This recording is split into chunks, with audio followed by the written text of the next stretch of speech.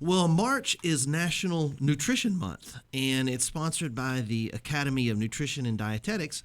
And so we're all dedicated to helping Americans eat better. And this is one of my main purposes for doing the show and doing the programs like Shop with the Doc is I want to show people that healthy food and eating better and taking better care of yourself does not have to be bland and boring and expensive. And you don't have to eat like a rabbit in order to be healthier, and your food doesn't have to be bland and boring in order for you to eat better food. Let me hide this cup from Waffle House. I want you to see that. But if you almost every disease process I've ever talked about in 5 years of doing the show, it always comes down to the solution is eating a better diet. Almost every disease, heart disease, diabetes, cancers, obesity, inflammation, arthritis, almost every disease can, in most cases, be prevented or improved by eating a healthier, better diet. And our American diet, our typical American diet, is almost the perfect diet to grow chronic disease in our bodies. I mean, if you were to sit down on a piece of paper and say, what would be the perfect diet to create chronic disease? And you listed out the things, inflammatory foods, trans fats. It's almost the typical American diet. Yeah. So one of the main reasons is the American diet promotes inflammation. And like I've mentioned several times on the show, and I'm going to keep doing so, inflammation is the precursor to almost every chronic disease. And we're talking about chronic systemic inflammation, not like you sprained your ankle and it's inflamed. Right. But I'm talking about your all of your cells are very pro-inflammatory.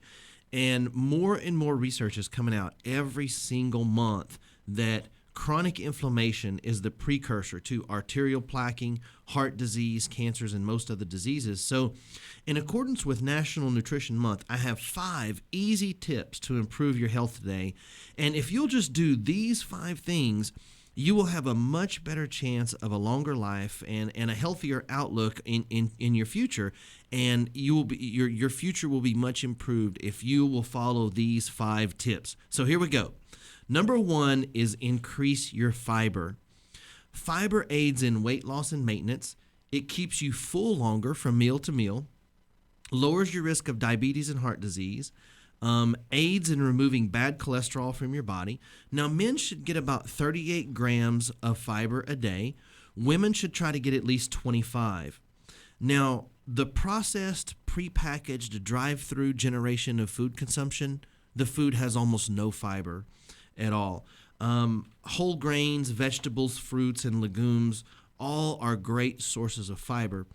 And in order to slow down your digestion of fiber, because the key to weight loss and nutrition is balancing your insulin production. If you can control your insulin production from spikes and valleys, you can maintain your weight very, very easily. So a good nutrition plan, one of the keys to it is how do we control and balance insulin production in our bodies? And so fiber does that. Now, if you will mix that fiber with a source of lean protein like chickens or wild-caught northern fish like a salmon, it will further slow your blood sugar spikes, and it will stabilize your blood sugar, keeping you fuller longer. So what happens if we spike our insulin from breakfast, we get this huge spike in insulin, that signals fat storage. Then we get this insulin crash about 10 o'clock, so we go to the vending machine and we get a candy bar, or we go eat another donut, so we spike our insulin again. And then around noon, that insulin crashes, so we get that kind of woozy feeling right before lunch. So if you can control and make if you were to look at this on a graph, and you can make your insulin line almost straight, that's the key to controlling weight and a lot of these chronic diseases. But people wonder why they feel hungry all the time. But our food is void of any nutrition or fiber that we're eating. So we are literally starving our bodies of nutrition and overeating at the same time. Wow. Overfed and undernourished. Exactly. And so think about that. We're starving our bodies of nutrition but overeating simultaneously. So we want to try to eat better food, more whole grains, more vegetables, fruits, and legumes. Legumes are your beans, peas, lentils, those things, great source of fiber. Now, number 2 is track what you eat. And this is so critical. I actually track every gram of food I eat every single day. I can go back and tell you day to day how many grams of protein, carbs, and fats that I've eaten over the last several months. That way we actually know what we're consuming. You know, patients tell me all the time, "Oh yeah, doc, I'm eating better." Well, how do you actually know? How do you know how many grams of carbohydrates, fats, or proteins that you've eaten? If you don't track it, you really don't know. Is there an easy way to do that? There is. So what happens, they think, well, yeah, I had a salad yesterday for lunch. I'm eating healthier. Yeah. But do you really know what was in it? You know, do you know how many carbohydrates, fats, or proteins? What was in that dressing? Mm-hmm. Yeah, and there is a really easy way. And the key, though, is that we use an app called MyFitnessPal. Oh, I've seen that. Yeah, and you simply enter what you're eating, and it will keep track of all of your carbohydrates, fats, and proteins. It even keeps track of your fiber. You know, we're talking about fiber. It'll tell you how many grams of fiber you've eaten that day, so you don't have to guess. It even has a barcode scanner on it, so you can just scan the barcode of whatever you're eating, and it will scan it right in. And all you do is say how many servings that you had. That's easy. The only addition to that is you might need one of the little kitchen scales like I have at home, where you just, if you need 5 ounces of chicken, you put it on there, 5 ounces, you enter it in MyFitnessPal. Real simple. Now, when you first start to use it, it's a little complex because it doesn't have any memory in there of what you've eaten. Mm-hmm. So your first couple of weeks are the hardest. But you know, the thing is, we eat probably the same 30 or 35 things. You know, everybody does. Yeah. So once it kind of remembers what you eat, when you pull up lunch, it'll have like the last 20 things that you've eaten for lunch, and you just put what it is. Oh, so like you can just kind of check it off? It remembers. Yeah, it remembers. That's so awesome. Over the weeks, it gets way easier. It's a little complicated in the beginning, but it's probably one of the biggest tools that you can use for weight loss and to track. And because it encourages you to eat better. So just the act of tracking your food encourages you and to just eat better. Being conscious of it and thinking about it, it makes a difference, I'm sure. Now, I do not use MyFitnessPal for tracking calories. It will track your calories, but I'm not a calorie tracker.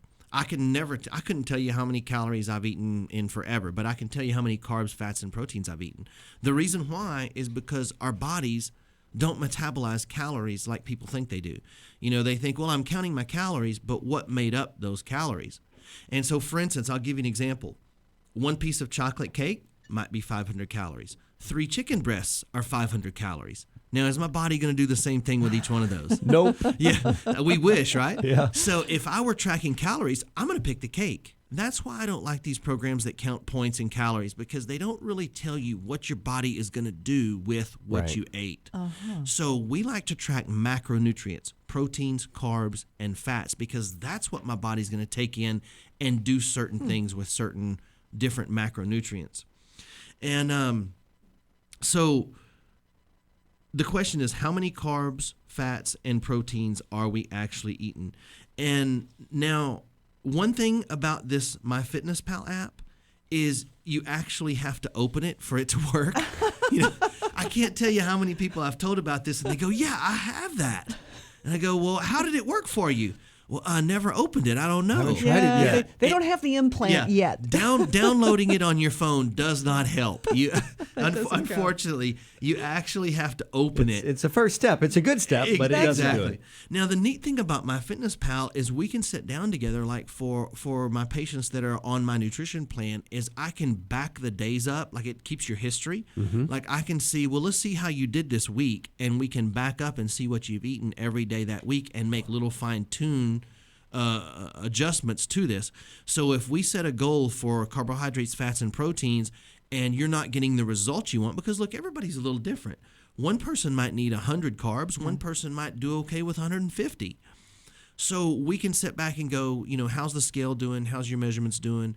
And if it's not what we want, we can tweak it and go back and fine tune it. So that makes a big difference. So, you know, the MyFitnessPal is really, really a neat thing. Now, the numbers of macros that you get is really different for everybody. So that's something we would have to kind of sit down and figure out on your own. But tracking your food makes such a huge difference so that you can actually know. It adds accountability to what you're actually intaking. And if you're just counting calories, you really could be missing out on what's what, how everything's going with it. So after break, I have 3 more really great tips that we can do for National Nutrition Month. So stay tuned. As soon as we get back, I'll give you the last 3. Wellness Wednesdays with Dr. Kevin. It's 8:20.